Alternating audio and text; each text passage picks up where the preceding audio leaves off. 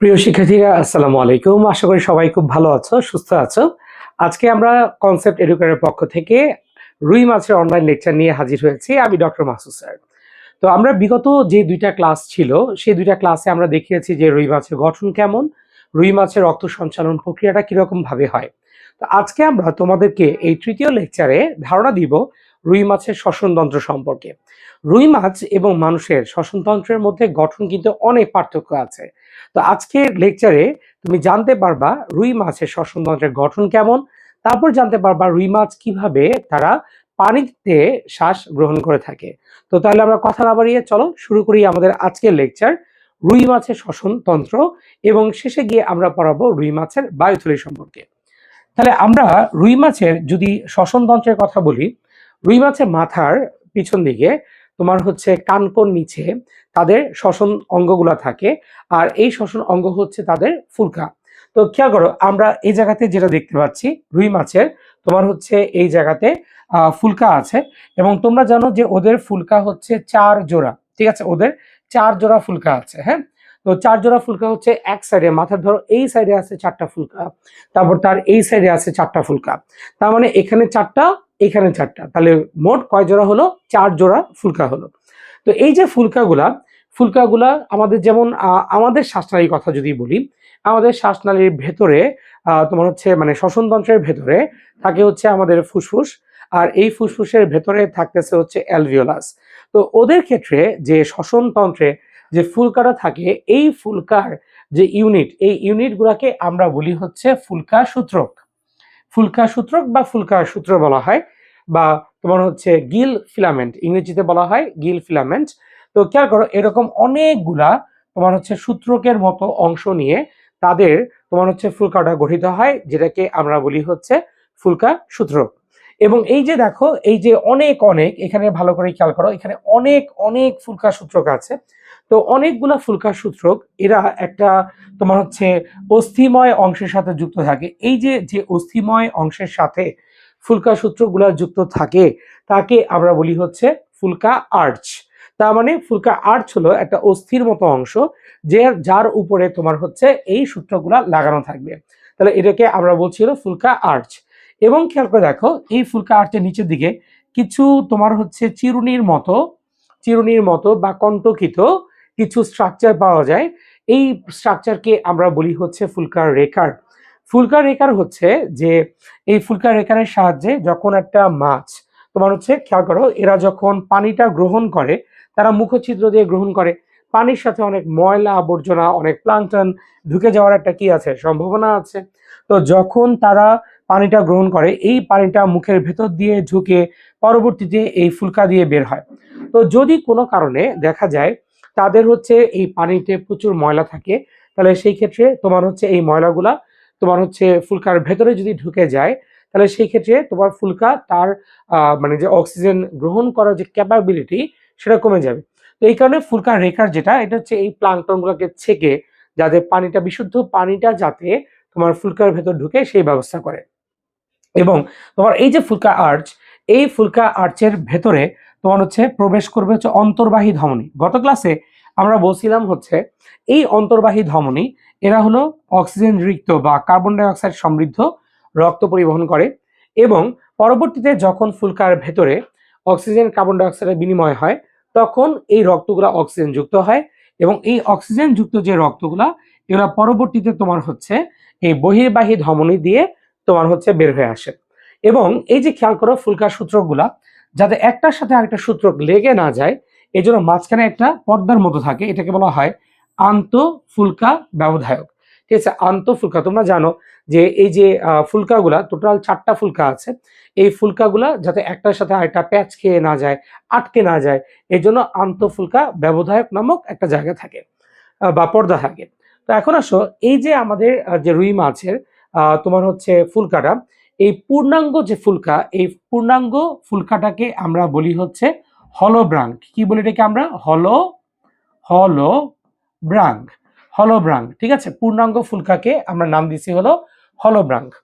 তো এই যে হলোব্রাঙ্ক বা পূর্ণাঙ্গ ফুলকা, এটা দুইটা অর্ধচন্দ্রাকার অংশ নিয়ে তৈরি হয়। ঠিক আছে, ধরো এটা একটা অর্ধচন্দ্রাকার অংশ, এর উপর এরকম সূত্রগুলো আছে, এরকম করে দুইটা অর্ধ চন্দ্রাকার যে অংশ, ঠিক আছে, নিয়ে একটা পূর্ণাঙ্গ ফুলকা হয়। তার মানে একটা ফুলকা দুইটা অর্ধ চন্দ্রাকার অংশ নিয়ে তৈরি হয়। আর এই অর্ধ চন্দ্রাকার অংশকে আমরা বলি হেমিব্রাঙ্ক। হেমি হেমিব্রাঙ্ক হেমিব্রাঙ্ক মানে হলো কতগুলা ফুলকা সূত্রক মিলে একটা অর্ধ চন্দ্রাকার অংশ তৈরি হয়, যেটাকে আমরা নাম দিচ্ছি হলো হেমিব্রাঙ্ক। আর অনেকগুলা তারপর হচ্ছে তোমার দুইটা হেমিব্রাঙ্ক মিলে তৈরি হয় হচ্ছে হলোব্রাঙ্ক। আর এরকম প্রতি সাইডে চারটা করে হলোব্রাঙ্ক বা পূর্ণাঙ্গ ফুলকা দিয়ে তাদের শ্বসনতন্ত্রটা গঠিত হয়। তো খেয়াল করি আমরা এই জায়গাতে আমরা কতগুলো ছবি দেখাচ্ছি, খেয়াল করো। এই ছবিটা তোমরা বুঝতে পারছো যে এইখানে তোমার হলো এইটা হচ্ছে ফুলকা সূত্রক, এই পাশে দেখো বেশ কিছু ফুলকা সূত্রক আছে, এটা হচ্ছে একটা হেমিব্রাঙ্ক গঠন করছে। আবার এই পাশে বেশ কিছু ফুলকা সূত্রক, এটা হচ্ছে একটা হেমিব্রাঙ্ক গঠন করছে, এবং দুইটা হেমিব্রাঙ্ক মিলে একটা পূর্ণাঙ্গ ফুলকা, যেটাকে আমরা বলি হচ্ছে হলোব্রাঙ্ক, এটা তৈরি করছে। আবার যদি আমরা এই জায়গাতে তোমাদের এখানে দেখি, খেয়াল করো যে একটু আগে আমরা বললাম যে অক্সিজেন পুয়ার ব্লাড, খেয়াল করো এই সাইড দিয়ে তোমার হচ্ছে অক্সিজেন পুয়ার ব্লাড ঢুকতেছে, এবং এই সাইড দিয়ে অক্সিজেন তোমার হচ্ছে যেটা রিচ ব্লাড, ঠিক আছে, এটা ফুলকা থেকে বের হয়ে আসতেছে। যখন এই ফুলকা সূত্রকের মধ্যে ফুলকা আর্চের ভেতর দিয়ে যখন অক্সিজেন রিক্ত রক্তটা ঢুকে, ঠিক আছে, আর এদিক থেকে অক্সিজেন যুক্ত রক্তটা বের হয়ে আসে, এটা কিভাবে ঢুকবে অথবা এটা কিভাবে বের হয়ে আসবে। তো খেয়াল করো এই যে মাঝখানে তোমার জানো যে এই জায়গাতে কি আছে, বিভিন্ন ধরনের জালিকা আছে।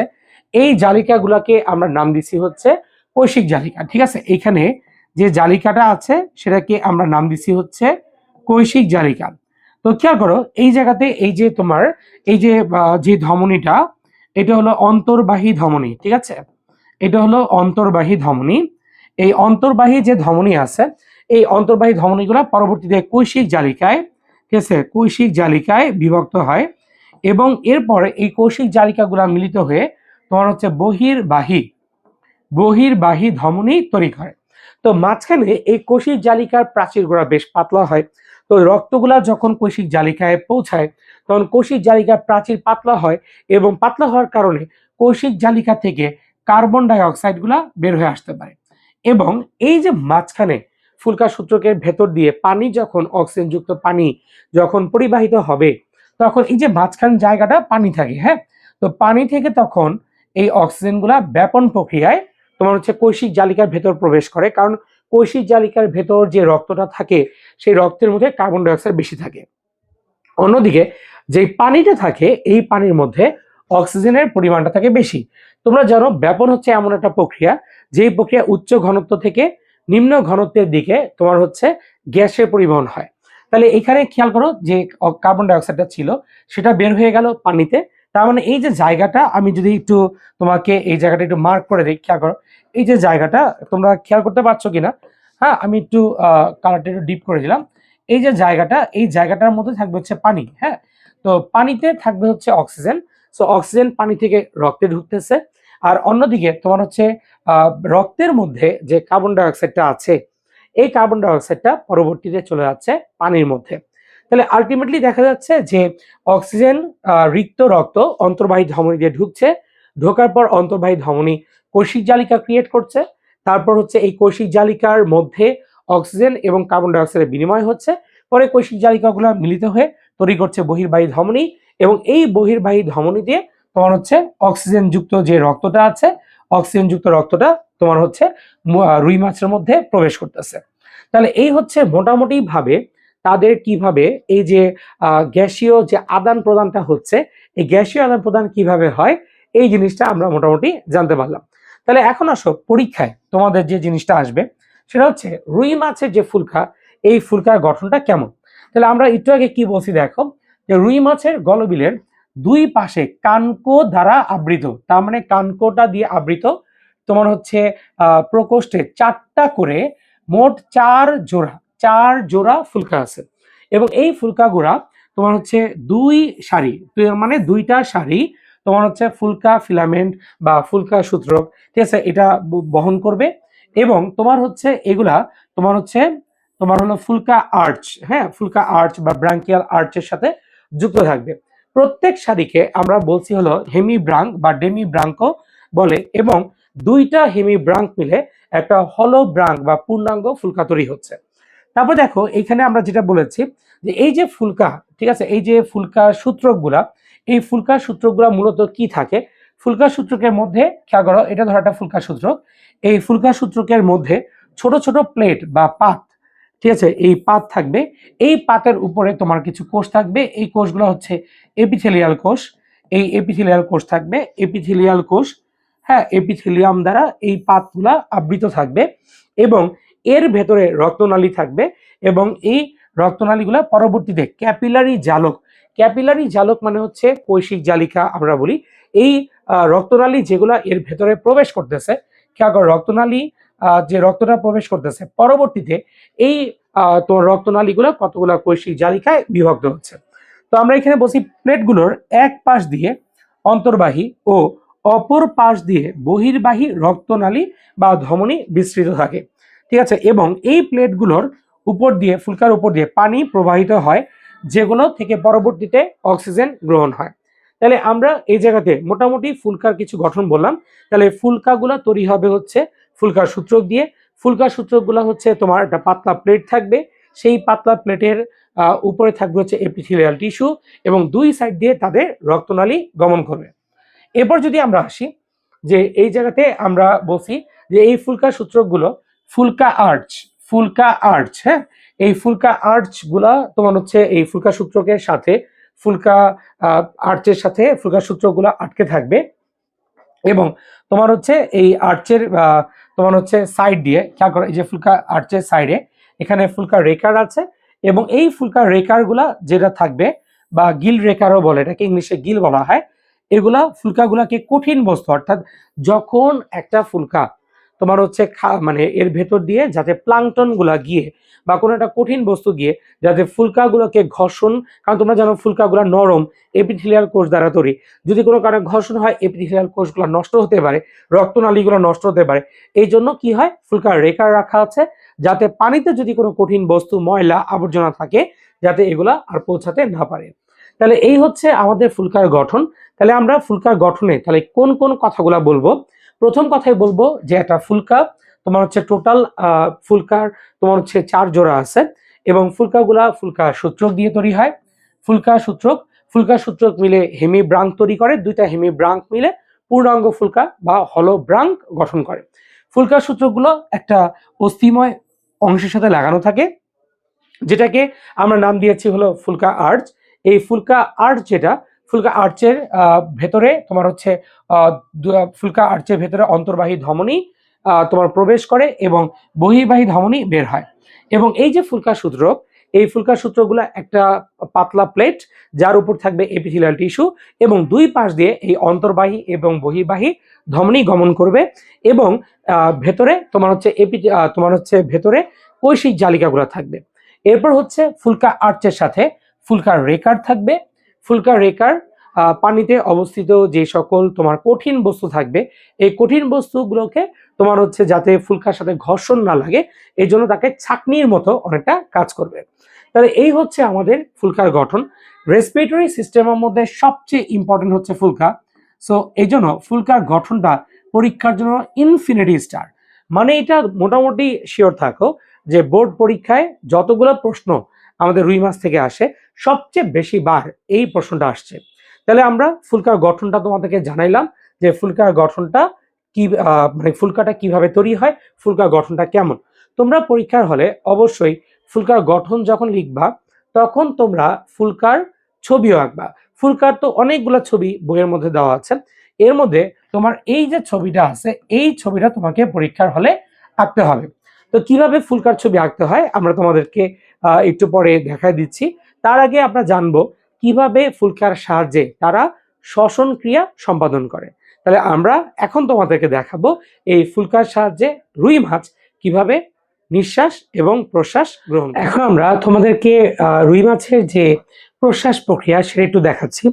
তো খেয়াল করো, এখানে রুই মাছের প্রশ্বাসের সময় সে যে কাজটা করে সেটা হলো অক্সিজেন সমৃদ্ধ পানি গ্রহণ করে। তো আমরা রুই মাছের দেখো এই মুখছিদ্র দিয়ে অক্সিজেন সমৃদ্ধ পানি, ঠিক আছে, এটা ঢুকতেছে। তো এই যে পানিটা আছে যখন ঢুকবে তখন রুই মাছের যে মুখে এখানে একটা কপাটিকা থাকে, এই কপাটিকাটাকে আমরা বলি হচ্ছে মৌখিক কপাটিকা। এটাকে বলা হয় মৌখিক কপাটিকা। তো এই মৌখিক কপাটিকাটা খুলে যায়। তো মৌখিক কপাটিকা যখন খুলে যায় তখন এই অক্সিজেন সমৃদ্ধ যে পানিটা থাকে এই পানিটা তার গলবিলের মধ্যে পৌঁছে যায়। তো পানি যখন তার গলবিলে পৌঁছায়, পানি এই গলবিলটাকে কি করে ফেলে, তখন হচ্ছে তোমার গলবিলটাকে প্রশস্ত করে ফেলে এবং এই পানিটা পুরো গলবিলের মধ্যে, হ্যাঁ, তোমার হচ্ছে ভেতরে অবস্থান করা শুরু করে। তাহলে এই যে দেখো পানিটা তোমার হচ্ছে প্রবেশ করলো, অক্সিজেন সমৃদ্ধ পানি, মৌখিক কপাটিকাটা খুলে গেল, পানিটা গলবিলটাকে প্রসারিত করলো, এই ঘটনাটাকে আমরা নাম দিচ্ছি হলো প্রশ্বাস। এবং এই যে খেয়াল করো গলবিলের খুব কাছেই এই জায়গাতে তোমরা যে জিনিসটা দেখতে পাচ্ছ সেটা হচ্ছে এখানে 4টা এবং এখানে 4টা, মোট 8টা ফুলকা আছে। তো এই যে ফুলকাটা আছে এই ফুলকাটা তোমার হচ্ছে এর চারপাশে তোমার পানিটা তোমার হচ্ছে চলে যায় এবং এরপর তোমার হচ্ছে তার প্রশ্বাসের পর নিঃশ্বাসের প্রক্রিয়াটা শুরু হয়। যখন তার নিঃশ্বাসের প্রক্রিয়াটা শুরু হবে তখন কি ঘটনা ঘটবে দেখো, তখন তার মুখচ্ছিদ্রটা বন্ধ হয়ে যায়। তোমার হচ্ছে এই মৌখিক কপাটিকা, এই যেখানে যে মৌখিক কপাটিকা, এই কপাটিকাটা বন্ধ হয়ে যায়। বন্ধ হয়ে গেলে তখন খেয়াল করো তার কিন্তু সে মুখটা যখন কি করে, মুখটা যখন হা করা ছিল তখন তার তোমার গলবিল এটা প্রসারিত অবস্থায় ছিল, কিন্তু যখন মুখটা বন্ধ হয়ে যায় তখন কিন্তু তার গলবিলটাও কি হয়ে যায়, তোমার চেপে যায়। তো গলবিলটা যখন চেপে যায়, যখন এটা সংকুচিত হয় তখন পানির উপর একটা হিউজ প্রেশার সৃষ্টি হয়। এই প্রেশারের কারণে তখন এই যে এই পানিগুলা ফুলকার ভেতর দিয়ে সজোরে সজোরে, ঠিক আছে, এই ফুলকার ভেতর দিয়ে এটা পরিবাহিত হয়। যখন সজোরে পরিবাহিত হয় তখন কি হয়, তখন হচ্ছে এই ফুলকার ভেতরে অক্সিজেন এবং কার্বন ডাই অক্সাইডের একটা বিনিময় হয় এবং বিনিময় হওয়ার পর আমাদের এই পানিটা কার্বন ডাই অক্সাইড যুক্ত হয়ে যায় এবং এই কার্বন ডাই অক্সাইড যুক্ত পানি পরবর্তীতে এই যে ফুলকার তোমার হচ্ছে ঢাকা থাকে কানকো দিয়ে, এবং কানকোর পিছনে এখানে একটা পর্দা আছে, এই পর্দাটার নাম হচ্ছে ব্রাঙ্কিওস্টেগাল পর্দা। ব্রাঙ্কিও ব্রাঙ্কিওস্টেগাল স্টেগাল পর্দা। তো এই যে ব্রাঙ্কিওস্টেগাল পর্দাটা আছে এই পর্দা দিয়ে এই পর্দাটা উত্তোলিত হয়, আর উত্তোলিত হওয়ার পর এই পর্দা দিয়ে কার্বন ডাই অক্সাইড যুক্ত যে রক্তটা আছে, পানিটা আছে, সেটা বের হয়ে যায়। তাহলে আমরা যদি বলি যে এই নিঃশ্বাসের মেকানিজমটা কি, মেকানিজমটা হচ্ছে যে এদের মুখ যখন তারা বন্ধ করে তখন মৌখিক কপাটিকাটাও বন্ধ হয়ে যায়, তখন তাদের যে গলবিল এই গলবিলটা তখন সংকুচিত হয়। যখন গলবিলটা সংকুচিত হচ্ছে তখন পানির উপরে যে পানিটা আছে এই পানির উপর প্রেসার পড়ে এবং এই পানিটা তখন ফুলকার ভেতর দিয়ে তোমার হচ্ছে সজোরে পরিবাহিত হয়।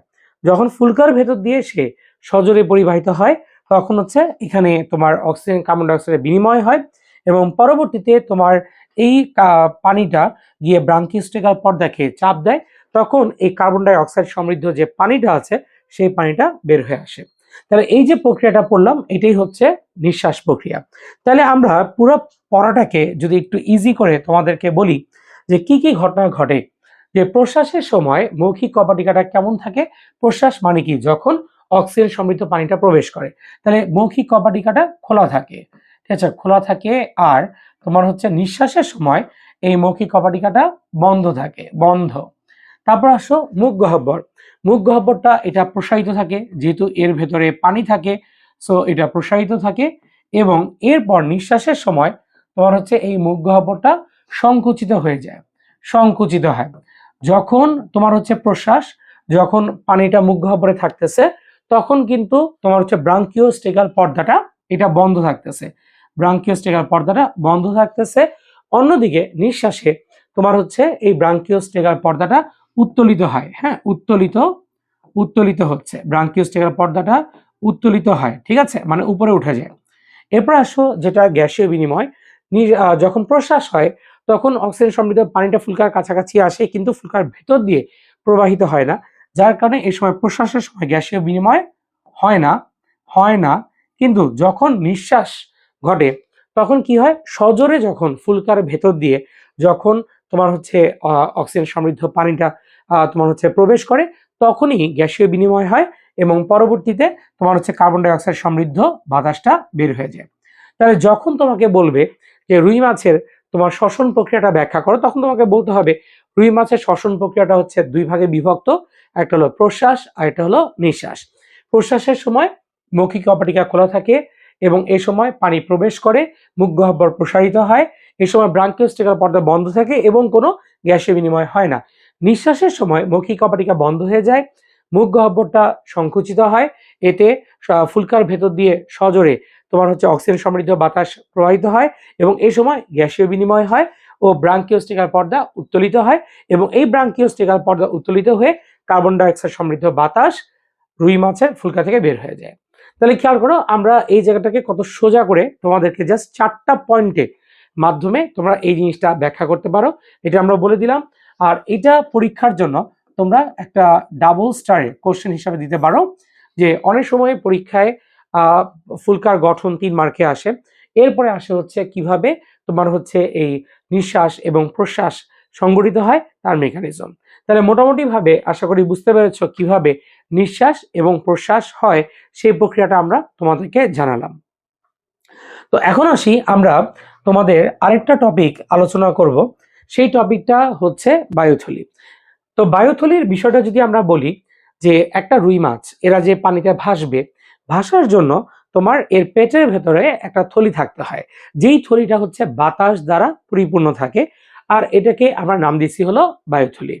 তো তোমরা রুই মাছ যখন কাটে তখন দেখবা, আমরা যদি একটা ছবি তোমাদেরকে এখানে দেখাই, যে এই ছবিটা যদি তুমি একটু দেখো, এরকম একটা থলি পাওয়া যায়, 2 প্রকোষ্ঠ বিশিষ্ট একটা থলি, আর এই থলিটাকে আমরা নাম দিছি হচ্ছে বায়ুথলি বা এয়ার ব্লাডার।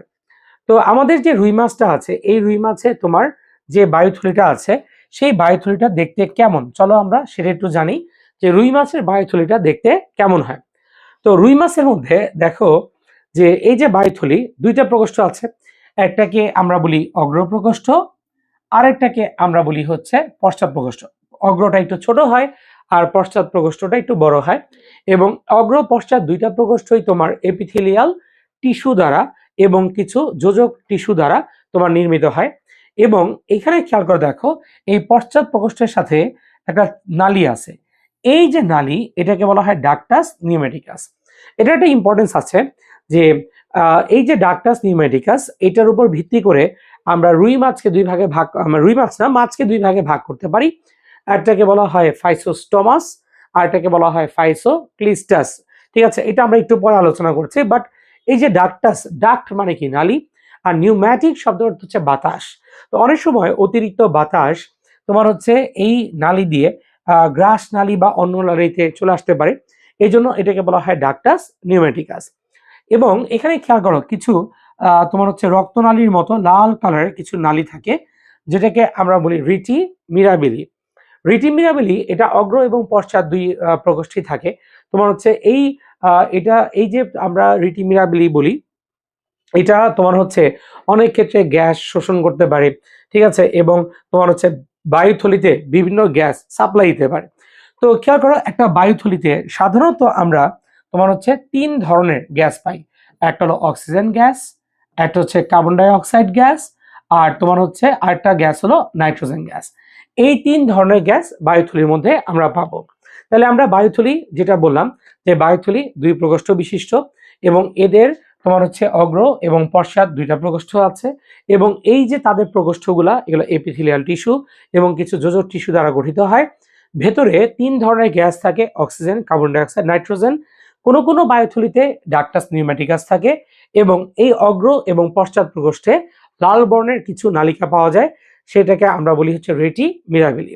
তাহলে এবার আসো, এই যে আমরা কথাগুলো বললাম, এই কথাগুলোকে আমরা যদি একটু তোমাকে এই জায়গায় একটু বুঝাই, খেয়াল করে দেখো, আমরা এই জায়গাতে বলা হয়েছে যে বায়ুথলি যেটা, এটা হচ্ছে যোজক টিস্যুতে, খেয়াল করো, এটা হচ্ছে যোজক টিস্যুতে গঠিত, তোমার হচ্ছে পাতলা প্রাচীর বিশিষ্ট এই থলিটাকে নাম বলছি আমরা বায়ুথলি। এবং এটা হচ্ছে দেখতে কেমন, চকচকে সাদা। একটু আগে তোমাদের আমরা একটা বায়ুথলি দেখাইলাম, তোমরা দেখছো ওখানে চকচকে সাদা কালারের বায়ুথলি আছে, এবং এখানে oxygen, nitrogen, carbon die oxide এই গ্যাসগুলো থাকবে। এবং এতে 2টা প্রকোষ্ঠ আছে, একটা প্রকোষ্ঠ হচ্ছে আকারে ছোট, আর আরেকটা প্রকোষ্ঠ হচ্ছে আকারে বড়। এবং এই প্রকোষ্ঠগুলোর সাথে, বিশেষ করে যে বড় প্রকোষ্ঠ, তার সাথে গ্রাস নালী বা অন্য নালীর তোমার একটা কানেকশন আছে, এই কানেকশনটাকে আমরা বলি ডাকটাস নিউম্যাটিকাস, ঠিক আছে। এবং যাদের মধ্যে এই ধরনের ডাকটাস নিউম্যাটিকাস আছে তাকে আমরা বলি ফাইসোস্টোমাস। ফাইসোস্টোমাস তোমার হচ্ছে বায়ুথলি। এবং আমরা এটা বলছি যে বায়ুথলির বাইরের দিকে তোমার হচ্ছে বেশ কিছু রক্তজালক থাকবে, রক্তজালক থাকবে। এবং তোমার হচ্ছে এর যে প্রাচীরটা, বাইরের যে প্রাচীর, এটা হচ্ছে যোজক কলা, যোজক কলা দ্বারা নির্মিত, টিউনিকা এক্সটার্না, বাইরেরটা একদম বাইরেরটা যোজক কলা নির্মিত, এবং ভেতরে তোমার হচ্ছে মসৃণ পেশি নির্মিত টিউনিকা ইন্টারনা থাকবে, টিউনিকা ইন্টারনা থাকবে। এবং তোমার হচ্ছে এদের যে বায়ুথলি, এখানে কিছু গ্যাস গ্রন্থি থাকে যেটাকে আমরা বলি রেটি মিরাবিলি। এটাকে রিটি রিটি মিরাবিলিও বলে, অনেকবার রেটি মিরাবিলিও বলা আছে। তাহলে এই যে আমরা স্ট্রাকচারটা তোমাকে দেখালাম, এই স্ট্রাকচারটাই হলো বায়ুথলির স্ট্রাকচার। তাহলে মেইন যে কথাগুলো, এই কথাগুলো আমরা লিখে দিছি। তো তাহলে বায়ুথলির মেইন কথা হচ্ছে দুইটা প্রকোষ্ঠ, অগ্র এবং পশ্চাৎ প্রকোষ্ঠ, তারপর হচ্ছে এর প্রাচীর যোজক টিস্যু, এবং হচ্ছে তোমার কিছু এপিথেলিয়াল টিস্যু থাকবে, এবং সেই সাথে তাদের হচ্ছে এটা তোমার হচ্ছে কিছু মসৃণ পেশিও আছে এদের মধ্যে। বাইরের প্রাচীরের দিকে রক্তজালক থাকবে, তারপর হচ্ছে গ্যাস গ্রন্থি থাকবে, এবং ভেতরে যেই তোমার হচ্ছে গ্যাস, এটা হচ্ছে অক্সিজেন, তারপর কার্বন ডাই অক্সাইড, তারপর হচ্ছে নাইট্রোজেন, এই গ্যাসগুলো থাকবে। এবং ওদের ডাকটাস নিউম্যাটিকাস থাকতে পারে। যদি ডাকটাস নিউম্যাটিকাস থাকে তাহলে এটাকে আমরা বলবো হচ্ছে ফাইসোস্টোমাস বায়ুথলি। এখন খেয়াল করো, এই জায়গাতে আমরা তোমাদেরকে এই যে বায়ুথলি কথা একটু আগে বললাম, তো এই বায়ুথলিতে তোমরা জানো যে এখানে একটা ডাক্ট আছে, হ্যাঁ। এই যে ডাক্ট, এটাকে আমরা বলি ডাক্টাস, ডাক্টাস নিউম্যাটিকাস, নিউম্যাটিকাস, ডাক্টাস নিউম্যাটিকাস, ঠিক আছে। এই যে ডাক্টাস নিউম্যাটিকাস, এটা যে সবসময় থাকবে ব্যাপারটা এমন না। তো কিছু কিছু মাছের মধ্যে ডাক্টাস নিউম্যাটিকাস পাওয়া যায়। তো যে সকল তোমার হচ্ছে বায়ুথলিতে এই ডাক্টাস নিউম্যাটিকাস আছে তাকে আমরা বলি হচ্ছে ফাইসোস্টোমাস, ফাইসোস ফাইসোস্টোমাস, হ্যাঁ, ফাইসোস্টোমাস টোমাস বায়ুথলি, ঠিক আছে। ফাইসোস্টোমাস বায়ুথলি। এরকম বায়ুথলি তুমি কোথায় পাবা? এরকম বায়ুথলি তুমি বড় বড় মাছগুলা, যেমন ধরো রুই মাছ, তারপর হচ্ছে কাতলা মাছ, এই টাইপের মাছের মধ্যে তুমি ফাইসোস্টোমাস বায়ুথলিটা পাবা। আর আরেকটা আছে দেখবা যে বায়ুথলি, এটা হচ্ছে, খেয়াল করো, এখানে কিন্তু কোনো নিউম্যাটিক ডাক্ট বা ডাক্টাস নিউম্যাটিকাস নাই। তো এই টাইপের যে বায়ুথলি, এটাকে আমরা বলি ফাইসোক্লিস্টাস, ফাইসো ফাইসোক্লিস্টাস, ক্লিস্টাস বায়ুথলি। তো ফাইসোক্লিস্টাস বায়ুথলি, এখানে কোনো নিউম্যাটিক ডাক্ট থাকবে না। এবং এইটা সাধারণত কই মাছ, টাকি মাছ, এই ধরনের যে মাছগুলো আছে সেগুলোর মধ্যে তুমি এই টাইপের বায়ুথলি পাবা। তাহলে আমরা বায়ুথলির একটা গুরুত্ব জানলাম যে বায়ুথলির উপর ভিত্তি করে আমরা মাছকে দুই ভাগে ভাগ করতে পারি। একটা হচ্ছে ফাইসোক্লিস্টাস, আর এটাকে আমরা বলি ফাইসোস্টোমাস, ঠিক আছে। এখন এই যে বায়ুথলি, এই বায়ুথলির কাজটা কি আসলে? তোমরা তো একটু আগে দেখছো যে বায়ুথলির মূল কাজটা হলো যে এরা তোমার হচ্ছে বাতাস জমা করে রাখতে পারে। আর যে সকল তোমার হচ্ছে অঙ্গ বাতাস জমা করে রাখে এবং তোমার হচ্ছে রক্তে তোমার আপেক্ষিক গুরুত্ব, বাতাসের আপেক্ষিক গুরুত্বটা মেনটেন করে, তাকে আমরা বলি উৎস্থিতীয় অঙ্গ, ঠিক আছে। উৎস্থিতি শব্দের অর্থ হচ্ছে এখানে বাতাস জমা থাকবে, ঠিক আছে। এছাড়া তোমার হচ্ছে দ্বিতীয়, যদি আমরা বলি যে দ্বিতীয় কাজটা কি, অভিযোজনক্ষম ভাসাল। অভিযোজনক্ষম ভাসাল মানে কি? তোমার হচ্ছে এই বায়ুথলিতে তোমার হচ্ছে অক্সিজেন, কার্বন ডাই অক্সাইড আর নাইট্রোজেন গ্যাস থাকে। তো একটা মাছ চাইলে এই বায়ুথলিতে এই গ্যাসের পরিমাণ, হ্যাঁ, এই গ্যাসের পরিমাণটা, গ্যাসের পরিমাণ পরিমাণ হ্রাস বৃদ্ধি করতে পারে, ঠিক আছে। হ্রাস অথবা অথবা বৃদ্ধি করতে পারে। তো গ্যাসের পরিমাণ হ্রাস বৃদ্ধি করে উদ্ভিদ, মাছ তোমার হচ্ছে কি করতে পারবে, যে পানির যে কোনো যে স্তর, সেই স্তরে সে ভাসতে পারবে। যে কোনো স্তরে, যে কোনো স্তরে ভাসতে পারে, ঠিক আছে, ভাসতে পারে, যে কোনো স্তরে ভাসতে পারে। আর এই জন্যই আমরা এটাকে বলে থাকি অভিযোজনক্ষম ভাসাল, ঠিক আছে। এছাড়া তোমার হচ্ছে এই জায়গায় তোমরা আগের বায়ুথলির যে ছবিটা ছিল, এখানে একটা জিনিস দেখো, এই যে বায়ুথলিটা, এই বায়ুথলির খুব কাছাকাছি, হ্যাঁ, বায়ুথলির খুব কাছাকাছি এই জায়গাতে কিছু অস্থিমালা থাকে। এই যে অস্থিমালা, এটাকে বলা হয় ওবেরিয়ান বা ভেবেরিয়ান অস্থিমালা। তো তো এই অস্থিমালাগুলোতে তোমার যখন কি হয় মানে ভাইব্রেশন হয়, তখন এখান থেকে এক ধরনের সাউন্ড তৈরি হয়। তো এটা খুব বায়ুথলির খুব কাছাকাছি থাকে, এবং তোমার হচ্ছে এই বায়ুথলির যে বাতাস, তারা কি করতে পারে, তারা এই ওয়েবেরিয়ান বা ওবেরিয়ান অস্থিমালার মধ্যে তারা এক ধরনের ভাইব্রেশন তৈরি করে, আর এই ভাইব্রেশনের কারণে তারা শব্দ তৈরি করতে পারে। তাহলে আমরা এই জায়গাতে যেটা বললাম, তারা শব্দ তৈরি করতে সক্ষম। এছাড়া যেহেতু ভেতরে তোমার হচ্ছে বিভিন্ন ধরনের গ্যাস আছে, অক্সিজেন গ্যাস আছে, তারপর হচ্ছে কার্বন ডাই অক্সাইড গ্যাস আছে, তো এই গ্যাসগুলা তাদের শ্বসন প্রক্রিয়ায় সাহায্য করে। এছাড়া তারা প্রতিধ্বনি সৃষ্টি করতে পারে এবং যথাযথ মধ্যাকর্ষণ কেন্দ্র রক্ষা করতে পারে। আচ্ছা, এই বিষয়টা একটু বলি। মধ্যাকর্ষণ কেন্দ্র কোনটা? ধরো এই যে কলমটা, আমি যদি এটাকে মাঝখান বরাবর ধরে রাখি, তাহলে এটা কি হবে, ব্যালেন্স হবে। কিন্তু আমি যদি এই আঙ্গুলটাকে সরায় দিই, তখন এই কলমটা এদিকে পড়ে যাবে, অথবা এই আঙ্গুলটাকে যদি আমি এদিকে সরায় দিই, এটা এদিকে পড়ে যাবে।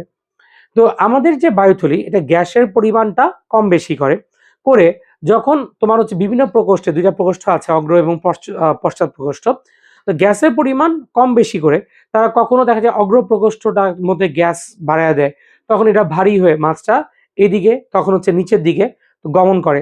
কখনো পশ্চাৎ প্রকোষ্ঠে যখন গ্যাসের পরিমাণটা বেড়ে যাচ্ছে, তখন কি হয়, তখন মাছের পশ্চাৎ প্রকোষ্ঠটা ভারী হয়ে মাছটাকে এইভাবে করে উপরের দিকে ভাসতে সাহায্য করছে। আবার যখন দুইটা প্রকোষ্ঠে গ্যাসের পরিমাণ ব্যালেন্স থাকতেছে, তখন সে একটা স্তরের মধ্যে সে সোজা ভাসতে পারতেছে। সো মধ্যাকর্ষণ কেন্দ্রকে তারা কম বা বেশি করে তারা কি করছে, পানির বিভিন্ন স্তরে, কখনো সে উপরের দিকে, কখনো মাছটা, হ্যাঁ আমরা যদি একটু দেখাই যে এই যে মাছটা, হ্যাঁ মধ্যাকর্ষণ কেন্দ্রটাকে দিয়ে সে কি করতেছে, উপরের দিকে উঠতেছে। কখনো সে পানির মধ্যে, ঠিক আছে, সোজা, ঠিক আছে, সোজা সে মুভমেন্ট করতেছে, খেয়াল করো সে সোজা মুভমেন্ট করতেছে। আবার কোনো ক্ষেত্রে দেখা যাচ্ছে যে এটা মধ্যাকর্ষণ যে কেন্দ্রটা আছে, হ্যাঁ এটাকে সে কম বেশি করে সে পানির গভীরের দিকে তোমার হচ্ছে চলে যাচ্ছে, এই ভেতরে গভীরের দিকে যাচ্ছে। তার মানে একটা মাছ এই বায়ুথলির মাধ্যমে তার মধ্যাকর্ষণ কেন্দ্রটাকে চেঞ্জ করতে পারে, এবং চেঞ্জ করে সে পানির বিভিন্ন স্তরে সে গমন করতে পারে। তো আমরা মোটামুটি এই ছিল আমাদের বায়ুথলির কাজ। আরেকটা তুমি বলতে পারো, সেটা হচ্ছে তোমার চাপ, হ্যাঁ দেহের চাপ নিয়ন্ত্রণ, দেহের চাপ নিয়ন্ত্রণ, ঠিক আছে, এটাও তোমার বলতে পারো যে যেহেতু বাতাসের পরিমাণ, ঠিক আছে, বায়ুথলিতে বাতাস জমা হয়, এই বাতাসের পরিমাণ কম বেশি করে সে তার দেহের ভেতরের চাপ নিয়ন্ত্রণ করতে পারে। তাহলে এগুলোই হচ্ছে আমাদের বায়ুথলির কাজ। পরীক্ষার জন্য এই বায়ুথলির কাজগুলা আসতে পারে, এটা ডাবল স্টার দিয়ে রাখবা। গঠন এবং কাজ দুটাই মোটামুটি ডাবল স্টারের প্রশ্ন আমাদের। এবং কাজটা যখন আসবে, যেহেতু এটা ব্রড কোশ্চেন আকারে আসে, তোমরা এই পয়েন্টগুলো ঠিক রেখে তোমার মতো করে তুমি 2-3 লাইন করে ব্যাখ্যা করবা, ঠিক আছে। তাহলে এই হলো আমাদের রুই মাছের বায়ুথলি। তো আমরা তোমাদেরকে এই জায়গাতে তাহলে বায়ুথলির যে কাজগুলা, সেগুলো আমরা পয়েন্টগুলো বলে দিলাম, তোমরা নিজের মতো করে লিখবা। এখন আমরা যে জিনিসটা করব সেটা হচ্ছে, আমাদের একটা টাস্ক বাকি ছিল, সেটা হলো আমরা এই যে রুই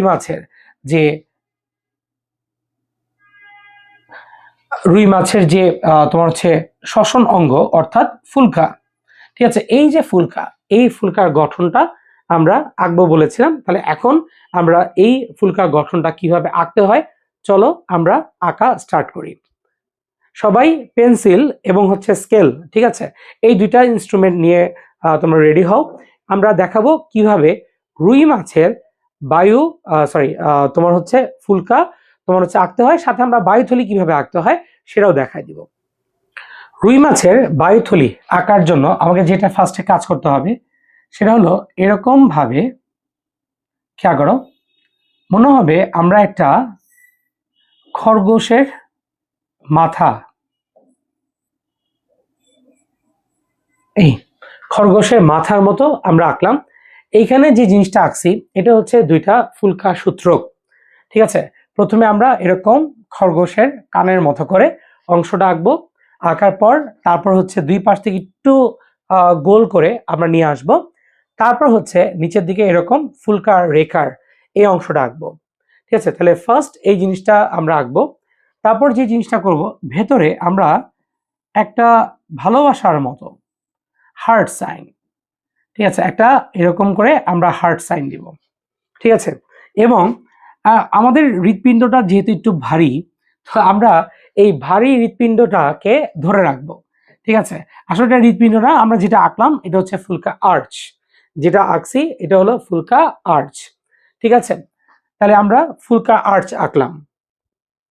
তো এরপর হচ্ছে এই জায়গাতে আমরা এখানে এরকম লম্বাটা দাগ দিলাম, এখানে একটা লম্বা দাগ দিলাম, দিয়ে আমরা কি করব, এখান থেকে আমরা এরকম করে কিছু স্ট্রাকচার নিয়ে আসলাম।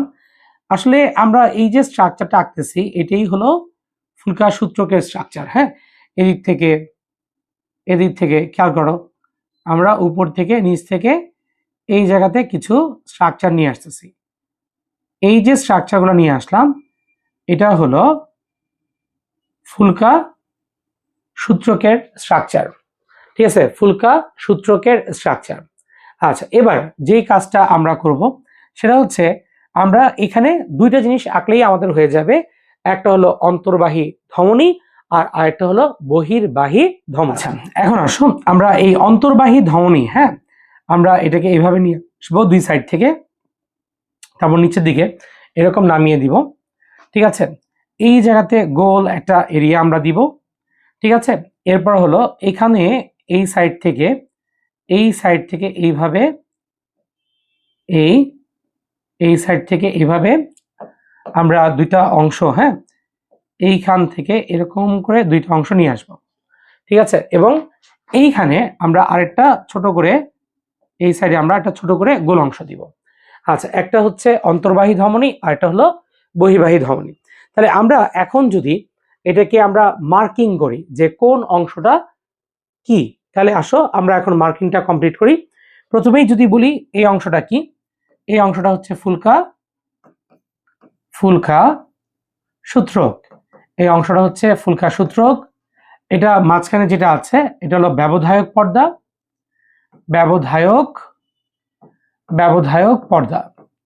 আচ্ছা, এরপর আসো এটা হলো ফুলকা আর্চ।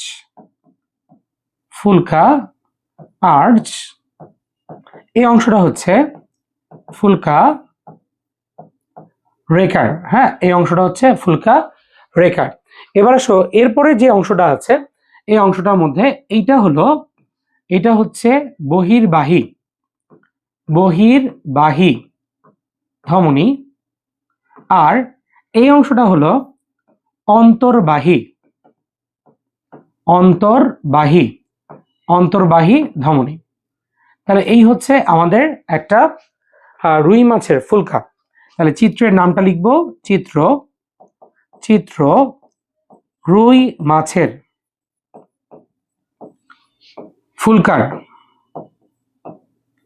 ফুলকার গঠন, রুই মাছের ফুলকার গঠন।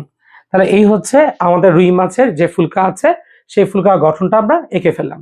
এটা পরীক্ষার জন্য বেশ ইম্পর্টেন্ট। সো যেহেতু ফুলকাটা পরীক্ষার জন্য একটা ইনফিনিটি স্টারের কোশ্চেন, সো তোমাকে অবশ্যই সাথে এই গঠনটা শিখতে হবে।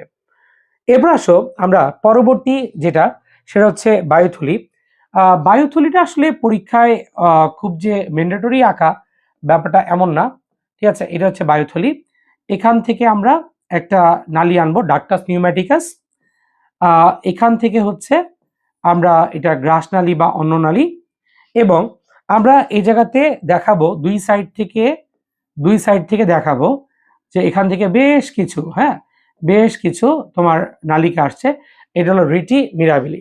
ঠিক আছে, রিটি মিরাবিলি। তাহলে এই হচ্ছে আমাদের এই ছবিটা। তাহলে এই ছবিটার যে মার্কিং, হ্যাঁ, এই মার্কিংটা কি হবে, এটা হচ্ছে তোমার হচ্ছে সম্মুখ প্রকোষ্ঠ, এটা হচ্ছে পশ্চাৎ প্রকোষ্ঠ। আচ্ছা, এটা হচ্ছে রেটি মিরাবিলি।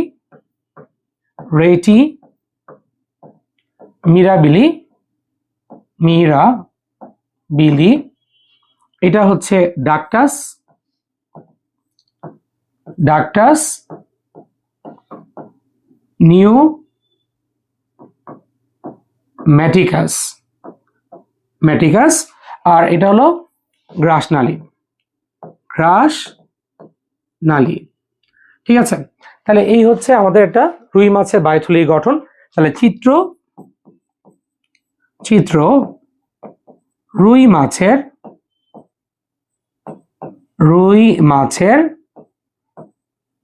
বায়ুথলির গঠন।